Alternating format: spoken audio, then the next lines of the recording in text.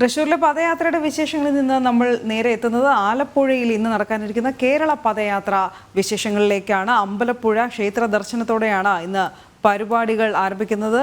K Surendran അല്പസമയത്തിനകം തന്നെ അമ്പലപ്പുഴ ക്ഷേത്രത്തിലെത്തി ദർശനം നടത്തും. എന്തായാലും വൈകുന്നേരം 4-ന് ആലപ്പുഴ ഭട്ടതിരി പുരയിടത്തിൽ നിന്നാണ് പദയാത്ര ആരംഭിക്കാൻ ഇരിക്കുന്നത്. BJP ദേശീയ ജനറൽ സെക്രട്ടറിയും തെലങ്കാനയിൽ നിന്നുള്ള MP-യുമായ ബണ്ടി സഞ്ജയ് കുമാർ പദയാത്ര ഉദ്ഘാടനം ചെയ്യും. നിഷ ദിലീപാണ് തത്സമയം ചേരുന്നത്. നിഷ, എന്തൊക്കെയാണ് ഇന്നത്തെ കാര്യപരിപാടികൾ? ഹനു, രാവിലെ 8 മണി മുതൽ രാത്രി 8 മണി വരെയാണ് ആലപ്പുഴ ജില്ലയിൽ ഇന്ന് പദയാത്രയും ഒപ്പം തന്നെ ഇതിനോടനുബന്ധിച്ചുള്ള പരിപാടികളും ഉള്ളത്. അല്പസമയത്തിനകം തന്നെ അമ്പലപ്പുഴ ശ്രീകൃഷ്ണസ്വാമി ക്ഷേത്രത്തിൽ നിന്നും ദർശനത്തോടു കൂടിയാണ് ആലപ്പുഴയിലെ പദയാത്ര ആരംഭിക്കുന്നത്. ആലപ്പുഴയിൽ നമുക്കറിയാം, കഴിഞ്ഞ ദിവസം മാവേലിക്കര ലോക്സഭാ മണ്ഡലത്തിലായിരുന്നു ജില്ലയിലെ ആദ്യത്തെ പദയാത്ര സംഘടിപ്പിച്ചിരുന്നത്. നിരവധി ആളുകൾ ആ സമയത്ത് പദയാത്രയിലാണ് ചേർന്നത്. മാത്രമല്ല, യുവാക്കളടക്കമുള്ള നിരവധി ആളുകൾ പദയാത്രയിൽ പങ്കെടുക്കാനുമെത്തി. ആലപ്പുഴയിലും ആ രീതിയിൽ തന്നെ, അതായത് ഇതുവരെ പദയാത്ര കടന്നു വന്ന എല്ലാ സ്ഥലത്തെയും പോലെ തന്നെയായിരിക്കും ആലപ്പുഴയിലും നിരവധി ആളുകൾ ഈ പദയാത്രയിൽ പങ്കെടുക്കുക.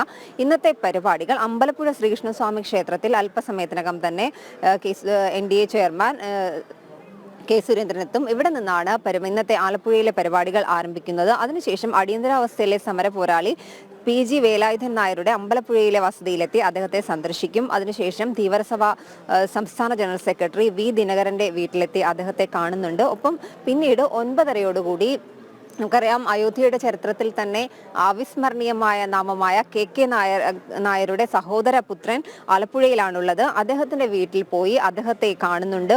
അതിനുശേഷം RSS ജില്ലാ സംഘചാലക് മാന്യ കേണൽ റാംമോഹൻ ജി അദ്ദേഹത്തിന്റെ വസതിയിൽ സന്ദർശിക്കുന്നു. പിന്നീട് രഞ്ജി ശ്രീനിവാസന്റെ വീട്ടിലെത്തി അദ്ദേഹത്തിന്റെ കുടുംബാംഗങ്ങളെ കാണുന്നുണ്ട്. പിന്നീട് 11 മണിയോടുകൂടി ജനതാ സംവാദം ആലപ്പുഴ YMCA ഹാളിൽ മത, സാമൂഹിക, സാംസ്കാരിക സംഘടനാ നേതാക്കളെ പങ്കെടുക്കുന്ന ജനതാ സംവാദം നടക്കും. പിന്നീട് ആലപ്പുഴയിൽ കെ സുരേന്ദ്രന്റെ വാർത്താ സമ്മേളനമുണ്ട്. അതിനുശേഷം ഈ മരിയൻ തീർത്ഥാടന കേന്ദ്രമായ കൃപാസനം സന്ദർശിക്കുന്നു. പിന്നീട് സ്വർഗീയ സുമേഷിന്റെ വസതിയിലെത്തി അദ്ദേഹത്തിന്റെ കുടുംബാംഗങ്ങളെ സന്ദർശിക്കുന്നു. 4 മണിയോടുകൂടിയായിരിക്കും ആലപ്പുഴയിലെ പദയാത്രയ്ക്ക് തുടക്കമാകുക.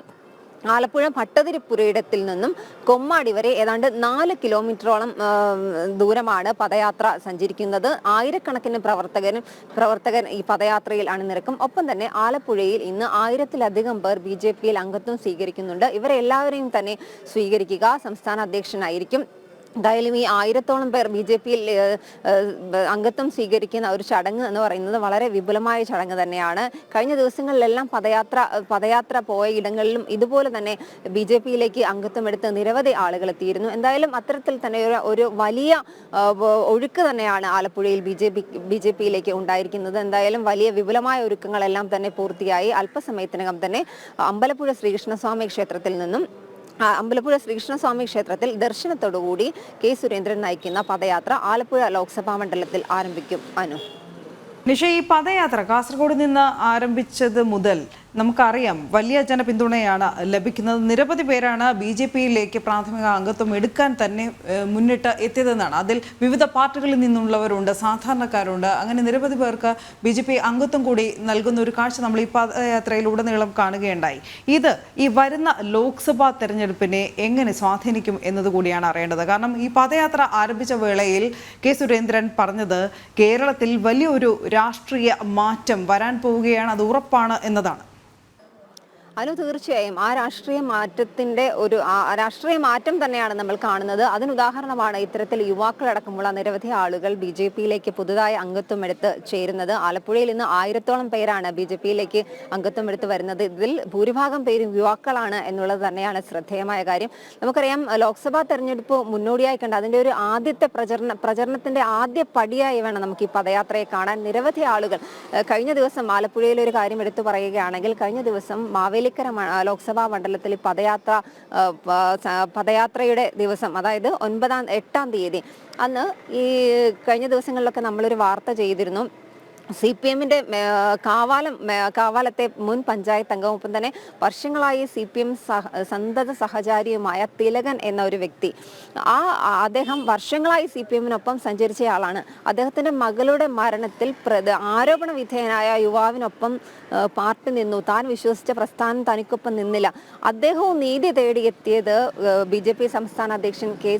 സുരേന്ദ്രനെ കാണാൻ ഈ പദയാത്രാ വേദിയിലാണ്. ഒപ്പം തന്നെ അദ്ദേഹം അന്ന് BJP-യിൽ അംഗത്വം സ്വീകരിക്കുകയും ചെയ്തു. ഇത്തരത്തിൽ നീതി ലഭിക്കാത്ത നിരവധി ആളുകളുണ്ട് നമ്മുടെ സമൂഹത്തിൽ. അവരെല്ലാം തന്നെ തങ്ങൾക്കൊപ്പം എന്നും നിൽക്കുന്ന ഒരു പാർട്ടി എന്ന നിലയിൽ BJP-യിലേക്ക് വരുന്ന കാഴ്ചകൾ നമ്മൾ കാണുന്നുണ്ട്. ഞാനിപ്പോൾ പറഞ്ഞത് ഒരു വ്യക്തിയുടെ ഉദാഹരണം മാത്രമാണെങ്കിലും നിരവധി ആളുകൾ ഇത്തരത്തിൽ നമ്മുടെ സമൂഹത്തിലുണ്ട്.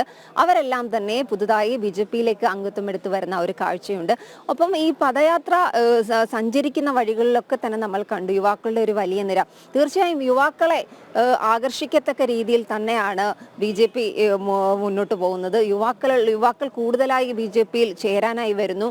വരും കാലങ്ങളിൽ നമ്മുടെ സംസ്ഥാനത്ത് മാത്രമല്ല എല്ലായിടത്തും തന്നെ എന്തെങ്കിലുമൊക്കെ തങ്ങൾക്ക് ഈ ഒരു വികസനത്തിന്റെ പാതയിൽ തങ്ങൾക്ക് ഒപ്പം നിൽക്കാൻ കഴിയുന്ന ഒരു പാർട്ടിയിലേക്ക് ചേരുക എന്നതാണ് യുവാക്കൾ അടക്കമുള്ള ആളുകൾ ഇത്തരത്തിൽ BJP-യിൽ പുതുതായി അംഗത്വമെടുത്ത് പാർട്ടിയിലേക്ക് വരുന്നത്. എല്ലാവരെയും തന്നെ സ്വീകരിക്കുന്നത് BJP സംസ്ഥാന അധ്യക്ഷന്റെ നേതൃത്വത്തിലാണ്. കഴിഞ്ഞ ദിവസങ്ങളിൽ ഈ കേരള യാത്ര പര്യടനം നടത്തിയ സ്ഥലങ്ങളിലെല്ലാം തന്നെ നമ്മൾ ഇത്തരത്തിലുള്ള കാഴ്ചകളാണ് കണ്ടത്. ആലപ്പുഴയിൽ 1000-ലധികം പേർ, അതായത് വിവിധ പാർട്ടികളിൽ നിന്നുള്ള 1000-ലധികം പേരാണ് ഇന്ന് പദയാത്രയ്ക്കൊപ്പം തന്നെ അണിനിരക്കുന്നത്. ഒപ്പം BJP-യിൽ പുതുതായി അംഗത്വം എടുത്തു ചേരുന്നത്. ശരി നിഷ ദിലീപാണ് വിശദമായ റിപ്പോർട്ട് നൽകിയത്.